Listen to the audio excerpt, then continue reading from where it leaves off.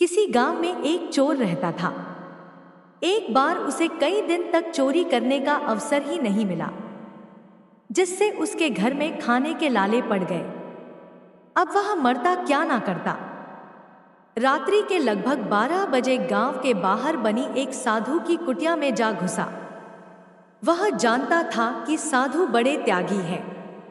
अपने पास कुछ नहीं रखते, फिर भी सोचा खाने पीने को कुछ मिल जाएगा, एक दो दिन का गुजारा चल जाएगा। जब चोर कुटिया में प्रवेश कर रहा था, संयोगवश उसी समय साधु बाबा ध्यान से उठकर लघु शंका के निमित्त बाहर निकले। चोर से उनका सामना हो गया। साधु से देखकर पहचान गए, क्योंकि पहले कई बार देखा, पर साधु यह नहीं जानते थे कि वह चोर है। उन्हें आश्चर्य हुआ कि यह आधी रात को यहाँ क्यों आया।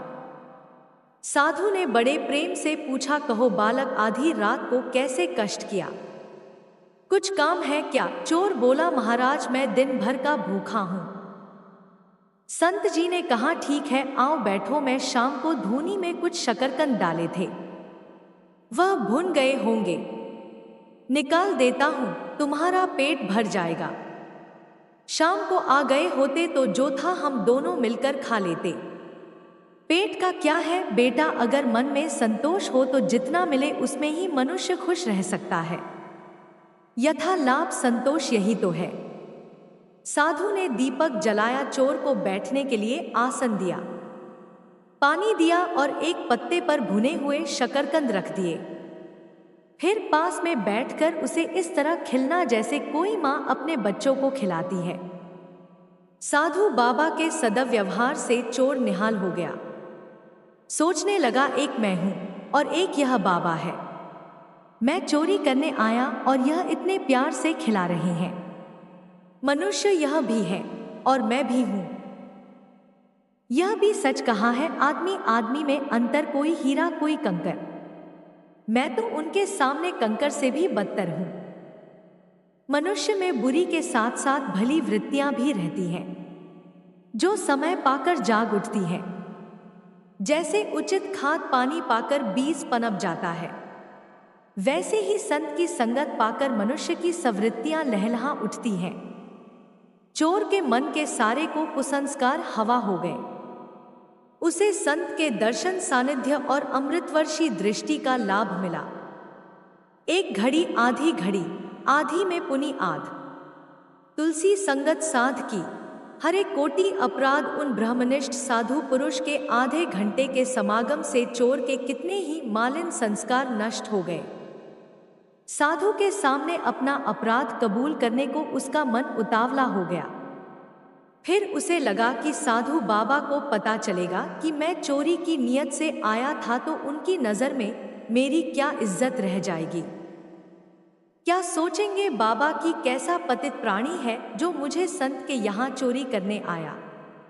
लेकिन फिर सोचा, साधु मन में चाहे जो समझे, मैं तो उनके सामने अपना अपराध स्वीकार करके प्रायश्चित करूंगा। इतने दयालु महापुरुष है, यह मेरा अपराध अवश्य क्षमा कर देंगे। संत के सामने प्रायश्चित करने से सारे पाप जलकर राख हो जाते हैं। उसका भोजन पूरा होने के बाद साधु ने कहा, बेटा आप इतनी रात में तुम कहाँ जाओगे? मेरे पास एक चटाई है, इसे ले लो और आराम से यही सो जाओ, सुबह चले जाना। नेकी की मार से चोर दबा जा रहा था। वह साधु के पैरों पर गिर पड़ा और फूट फूट कर रोने लगा। साधु समझ ना सके कि यह क्या हुआ। साधु ने उसे प्रेमपूर्वक उठाया, प्रेम से सिर पर हाथ फेरते हुए कहा, क्या हुआ? रोटी रोटी चोर का गला भर आया। उसने बड़ी कठिनाई से अपने आप को संभाल कर कहा, महाराज मैं बड़ा अपराधी हूं। साधु बोले, बेटा भगवान तो सबके अपराध क्षमा करने वाले हैं। उनकी शरण में जाने से वह हमारे बड़े से बड़े अपराध क्षमा कर देते हैं। तू उनकी ही शरण में जा। चोर बोला, महाराज मेरे जैसे पापी का उद्धार नहीं हो सकता। साधु बाबा बोले, अरे पगले, भगवान ने कहा, यदि कोई अतिशय दुराचारी भी अनन्य भाव से मेरा भक्त होकर मुझको भजता है तो वह साधु ही मनाने योग्य है।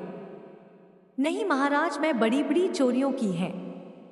आज भी मैं भूख से व्याकुल होकर आपके यहाँ चोरी करने आया था, लेकिन आपके व्यवहार ने तो मेरा जीवन ही पलट दिया। आज मैं आपके सामने कसम खाता हूं कि आगे से कभी चोरी नहीं करूंगा, किसी जीव को नहीं सताऊंगा। आप मुझे अपनी शरण में लेकर अपना शिष्य बना लीजिए, चोर ने रोते हुए कहा। साधु के प्यार के जादू ने चोर को साधु बना दिया। उसने अपना पूरा जीवन उसे साधु बाबा के चरणों में सदा के लिए समर्पित करके अमूल्य मानव जीवन को अमूल्य से अमूल परमात्मा को पाने के रास्ते लगा दिया। महापुरुषों की सीख है कि आप सबसे आत्मवत व्यवहार करें, क्योंकि सुखी जीवन के लिए विशुद्ध निस्वार्थ प्रेम ही असली खुराक है। संसार इसी की भूख से मर रहा है। आता प्रेम का वितरण करो। अपने हृदय के आत्मिक प्रेम को हृदय में ही मत छुपा रखो, उदारता के साथ उसे बांटो। जगत का बहुत सा दुख दूर हो जाएगा। दोस्तों, आपको यह कहानी कैसी लगी हमें कमेंट बॉक्स में जरूर बताएं।